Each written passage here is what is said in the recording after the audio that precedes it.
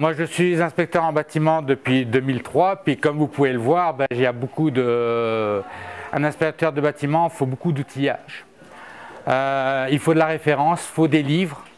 On ne peut pas s'improviser, inspecteur en bâtiment, on ne peut pas faire ça comme ça du jour au lendemain.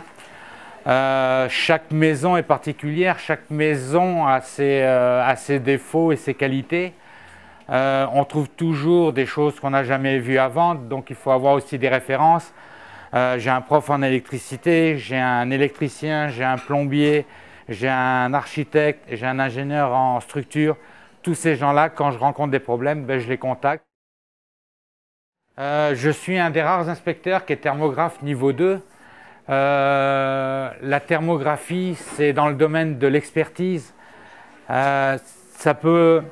le gros problème des inspecteurs, c'est qu'ils interprètent mal les images. Ils faussent et ils donnent une mauvaise information à leurs clients. Donc, ce qui est très préjudiciable et pour les acheteurs et pour les vendeurs, et je dirais surtout pour les vendeurs. Les assurances ne couvrent pas la thermographie au niveau pré-achat. Lorsqu'on fait une inspection au niveau ventilation, il faut tenir compte donc, des conditions météorologiques. Le soleil va avoir une influence 8 heures après sur un bâtiment.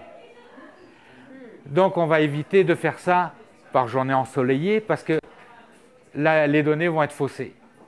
Donc on va essayer dans la meilleure des conditions optimales, c'est d'avoir 3 jours de temps nuageux avant d'aller faire de la thermographie au niveau isolation.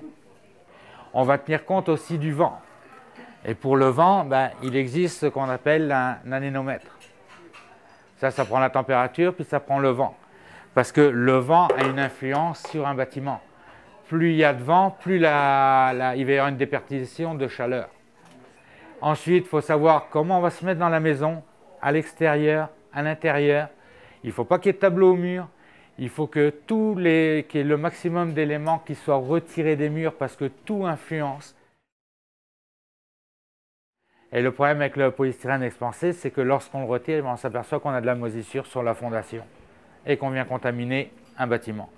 Il faut savoir que pour la SCHL, à partir du moment qu'on a une feuille de contreplaqué, c'est contamination majeure. Si on fait au niveau isolation, on fait toute la maison, pièce par pièce. On vient avec le trépied et puis on y va, on cadre pièce par pièce, mur par mur et on va essayer d'avoir une image complète du bâtiment.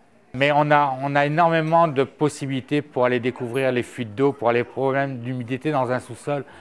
Avec l'expérience, on sait où trouver les problèmes dans un bâtiment. Quand je rentre dans un bâtiment, je sais où je vais aller chercher les problèmes.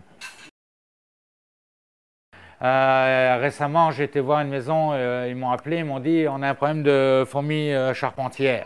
J'ai dit c'est bien. Si vous avez un problème de fourmis charpentières, vous avez un problème d'infiltration d'eau. Vous avez de l'eau obligatoirement. Fourmi charpentière ne vit pas sans eau. Il faut toujours une source d'eau. Si elle n'a pas une source d'eau naturelle, elle va la créer. Et les fourmis charpentières sont capables de boucher une gouttière pour avoir une source d'eau. La mousse va dégrader le bardeau d'asphalte. Donc tout ce qui est moisissure, tout ce qui est champignon qui se développe sur un bardeau d'asphalte va le dégrader et il va vieillir prématurément. Il y a une solution, il y a des produits chimiques, c'est bien beau, moi je ne suis pas très pour. Par contre, il y a quelque chose qui est magique, c'est le fil de cuivre. La réaction du cuivre avec l'eau va empêcher tout ce qui est mousse et végétaux de se développer sur un toit.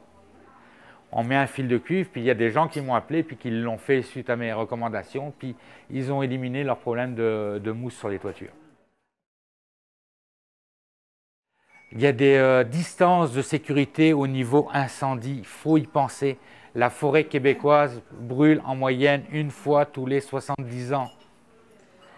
La majorité des feux se produisent au printemps, juste à la fin de la fonte de la neige, avant que la végétation a commencé à pousser. Mon argument de vente, c'est que je fais des rapports très détaillés. Et j'offre 15 mois d'assistance juridique à partir de l'acte notarié.